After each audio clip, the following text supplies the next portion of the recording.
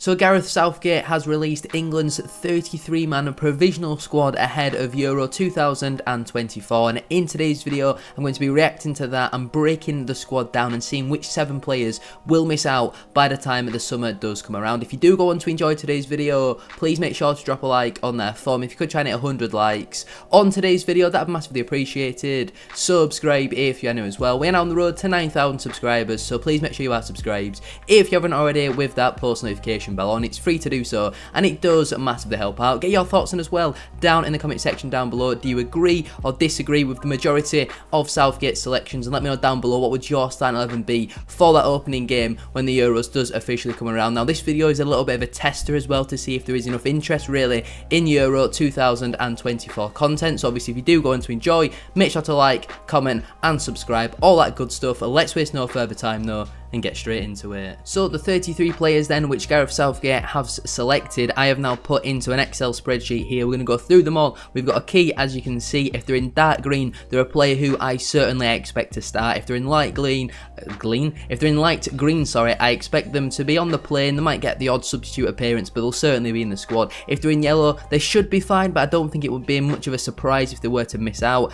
Orange, I personally don't think they will make it, and then red, I think they've got absolutely no chance, and they're just in there to make up the numbers really. So we're going to go through in positional order, starting out with the goalkeepers. Jordan Pickford, very easy one. He's obviously going to be the starting goalkeeper for England, obviously former Bradford player as well, where he did make his career, but he's been outstanding for England, and he's kind of one of them players who a lot of people seem to just be waiting to make a big mistake for England. And I know he had a bit of a bad game against Belgium in, was it a friendly or something like that, a couple weeks or about a month ago now, whenever it was. But apart from that, he's been solid for England. He's been absolutely brilliant. So I expect him to beat the starting goalkeeper. Aaron Ramsdale and Dean Henderson, I think these two are pretty simple. They're going to be backups. Obviously, Nick Pope doesn't look like he's going to be available due to his injury. But Ramsdale and Henderson, I think they're both more than competent backups. If I had to pick one or the other, I would say based on this season, I'd probably go Dean Henderson. And then James Trafford for me, I think has absolutely no chance. He's been terrible this season at Burnley. Really surprised to see him be included in that. I think Jack Butland deserves more of a shout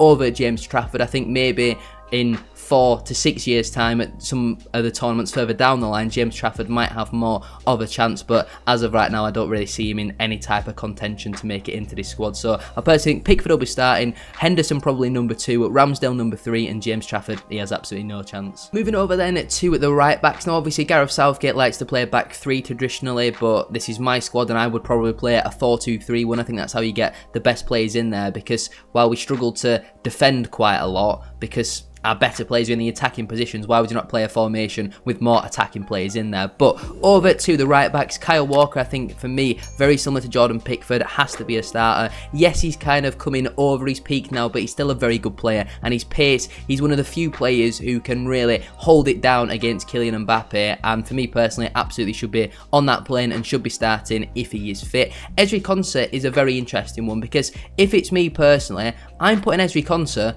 on the plane. I think he's had a really good season this year with Aston Villa, playing slightly out of position as well in a new position. He's traditionally a centre-back, but has played quite a lot at right-back this season, displaced a natural right-back in Matty Cash for the large part of this campaign, and I think has been absolutely brilliant in that position. And while we've been blessed in that position for so long, you think, you know, there was massive debates between Walker, Trent Alexander-Arnold, Reece James and also Kieran Trippier, and now for Ezri Konsa to come in and probably be our backup right back by the time the Euros does come around, I think you've got to give him a lot of credit for that. Obviously Reece James not included, made out of Weetabix. He's a decent player when he does play, but he's had more red cards than minutes this season. Kieran Trippier for me is a very interesting one, because he's one we might come back to later on in today's video, but I would personally have Kieran Trippier missing out. I think it's close, but I just don't quite see room for him at this moment in time. Obviously, he can play right back and left back, very experienced, but this season, I do think he has had a pretty poor season with Newcastle. There's a period a couple months ago where he was just making mistake after mistake, and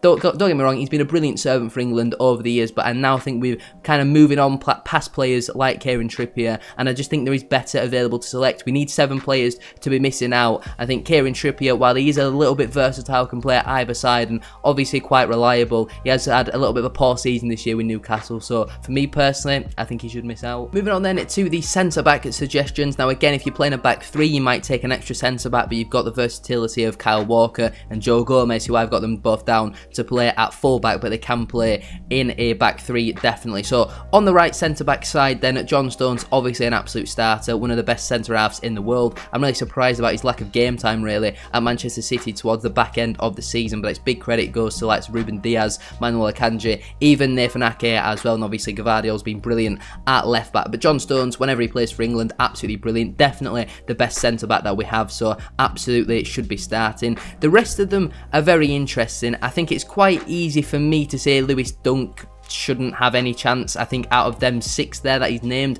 Dunk is the worst of them, and I think when I watch him play for England, the quality that he produces is really poor. So for me personally, Lewis Dunk wouldn't be on that plane. Jarell Quansah, I think, could be a good player in the future. I think this tournament though will come a little bit too soon for him. I don't think he's got no chance, but I think I'll have him just about missing out, because I think he's a good player. Made quite a big mistake though against Manchester United a couple of weeks ago, and that kind of killed any title hopes for Liverpool. But I think Quansah, maybe even by the next World Cup in 2 years' time, I think he certainly could have a shout with that, because our centre-back department isn't particularly great. Jarell Quansah for me though, I don't quite see him making it this tournament. So I guess with the other suggestions then, Mark Guehi for me would be on the plane. I think because of our centre-back injury crisis we've got at this moment in time. He's played a couple of times for England as well and has never really let us down, so I'll probably have him on the plane. Harry Maguire, I think you could also put him down as a starter alongside John Stones. While he has actually been one of Man United's better players this season, I know they have had a really poor campaign, but Maguire for England, again, very rarely lets us down, and I think obviously the quality between John Stones and Harry Maguire, it is still a big quality. I think his threat from set plays is massive for us, and I think on that left side, I think he certainly should be starting for us. Again, Jared Branthwaite, he probably for me is on that plane. I think he's much better than Lewis Dunk. I think he's got a bit more experience than Jarell Quansah as well, and obviously provides that left-footed balance. I'd definitely have him as a backup, and he would be my 4th choice centre-half. I think Guehi would be slightly ahead of him, but for me personally, I think Jared Branthwaite would be on the plane for me. Moving over then to left-back, and I think both of them are definitely on the plane. The debate is between which one do you start, because Joe Gomez, playing out of position this season, again, similar to Ezri Konsa, has done really good in that position for Liverpool. When Robertson's been injured, he's displaced again a natural left back in Kostas Tsimikas, and for me personally, I think Gomez has kind of gone a little bit under the radar this season. While Shaw might have a better offensive output, again, he's similar to Reece James, he's absolutely made a Weetabix. So I genuinely at this moment in time can't decide between the pair of them who should be starting for England, so I'm going to chuck both of them on the plane. I think right now no one is really debated between will they make it, will they not, but I think a lot of them are dead certs whether they're on the plane or they will miss out at this moment in time. So I think left back, pretty simple one. Luke Shaw, if he's fit, probably does start, but Joe Gomez, a really competent other option as well to have in that position. Let's move on then to our midfielders. Now pretty much every player in midfield can play in different types of positions. Some can play as holding midfielders, some can play as number 8s, and you might not necessarily be playing them in their best position, but you're thinking about what is their best position for England, because Declan Rice at Arsenal is much better on that left side as a number 8, but for England I think he's our best number 6. So for me personally, he would be our starting holding midfielder in there. He's absolutely brilliant, had a really good season this year with Arsenal, and definitely deserves to be in there. Kobbie Mainoo, now for me personally, I think he should be on the plane, but there is maybe debate about not taking Mainoo and making some other more attacking options, but from what I've seen of him at Manchester United this season, I do think he has had a really good breakthrough campaign, and if this is my team, Kobbie Mainoo is on that plane. Adam Wharton is a man that I rate very highly. I think he had a obviously really good time at Blackburn Rovers, has made that step up into the Premier League with Crystal Palace, and genuinely looks like he makes everything look like a breeze. He's absolutely outstanding, and there is a genuine conversation to be had about maybe having Adam Wharton in that squad. I think we're going to come back to him at the end of today's video, so for now I'm going to put him in, should be fine, but I think he's one that could certainly miss out if we want to get some other attacking players in there. But if we need another option, Adam Wharton for me definitely deserves to be in with a shout of it, because I think he's been really, really good, but maybe it might just come a little bit too soon for him. Before we go any further though with today's video, please make sure to drop a like on there for me. We are aiming for 100 likes on today's video, and don't forget as well to subscribe to the channel if you are new. We are now on the road to 9,000 subscribers. Drop a comment in as well down in the comment section down below, just to help boost the video in the YouTube algorithm, and let's get into the next part. Over to the number 8s then. Now I think all three of these players are in kind of a similar boat. None of them are dead starters for me. None of them absolutely have to be in there. I think what I would say is they all should be fine. Curtis Jones, he might miss out. I really like Curtis Jones, to be honest with you, but I have a feeling he's not going to quite make it. I think Trent Alexander-Arnold obviously provides that versatility, can play right back or midfield as well. Conor Gallagher has had a really underrated season at Chelsea as well, scored a number of goals, loads of assists in there, but can also do the ugly side of things. Certainly not scared to put a tackle in, so again, them three we might come back to later on in today's video. I would say maybe Trent is on the plane. Conor Gallagher probably does make it. I'm not too sure though, so we'll come back to it in a moment. Let's move on though to some of our attackers. Cole Palmer, for me, I think he goes, and I think he starts. I genuinely think he deserves that. I think he's been absolutely incredible this season for Chelsea. Yes, a number of his goals are penalties, but it takes, you know, a lot of pressure to take these penalties, and when you've got your own teammates trying to take them penalties off you, it adds a little bit more pressure, and I think he's massively rose to that this season. And while Chelsea, you know, their season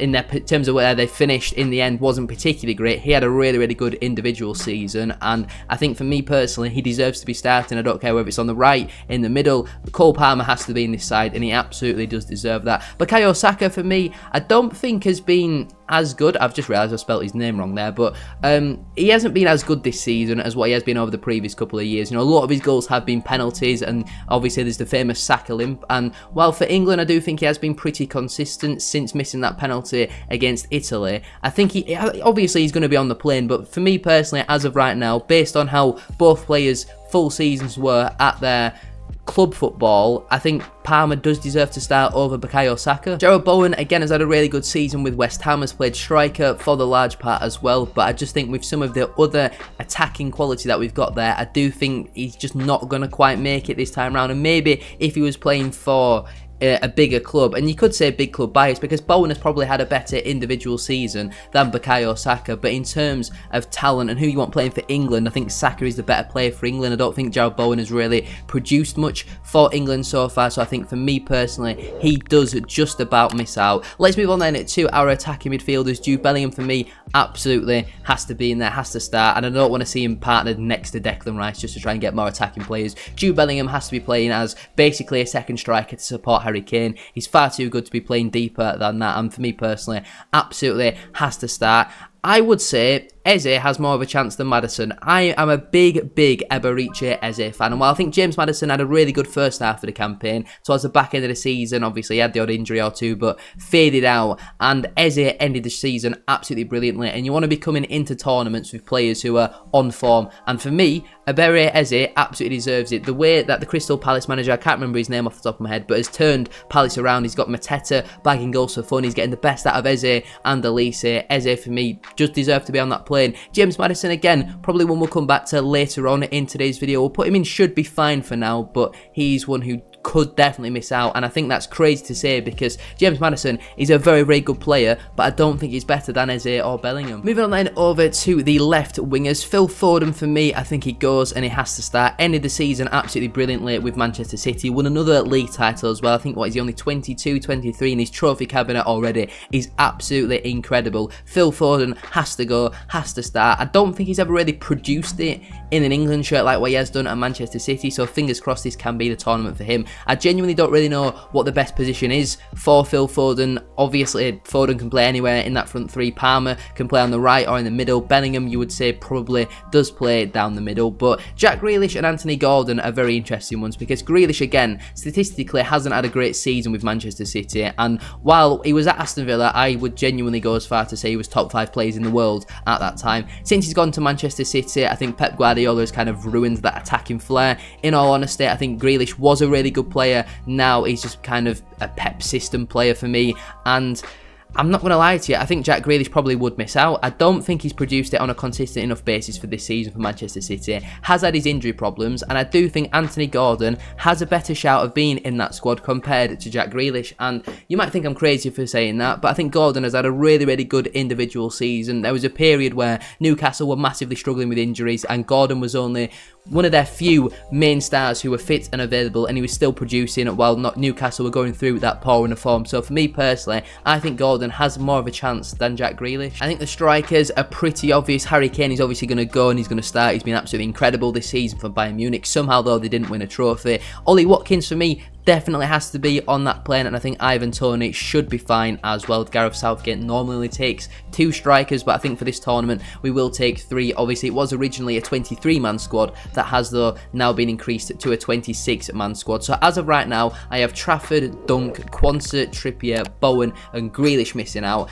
Out of Wharton, Jones, Gallagher, Maddison, Gordon or Toney, I need to pick one of them to also miss out, and then I'll have all of the others in. Looking at it from this point of view, I think Gordon has to be in there because of the sake of balance, really. You know, you look at every other position, there is 2 other players in there, and I know Eze can play on the left, and maybe you take Maddison instead of Gordon, but if I have to pick one player to miss out, I think at this moment in time, it probably is Adam Wharton, to be honest with you. I think, well, unfortunately, I think this tournament is going to come a little bit too soon for him, but I think by the time the next tournament comes around, you could be looking at Rice, Mainu and Wharton competing for that midfield. I think that's absolutely brilliant. And number 8 position does look a little bit weak, in all honesty, and I think you could genuinely see, I know I said earlier I don't want to see it, but you could see a midfield 3 of Rice, Bellingham and then someone like an Eze or a Palmer, but Trent Alexander-Arnold in midfield, he's just not my type of midfielder. I think Conor Gallagher has actually got more chance than Trent Alexander-Arnold of starting for England, because we know that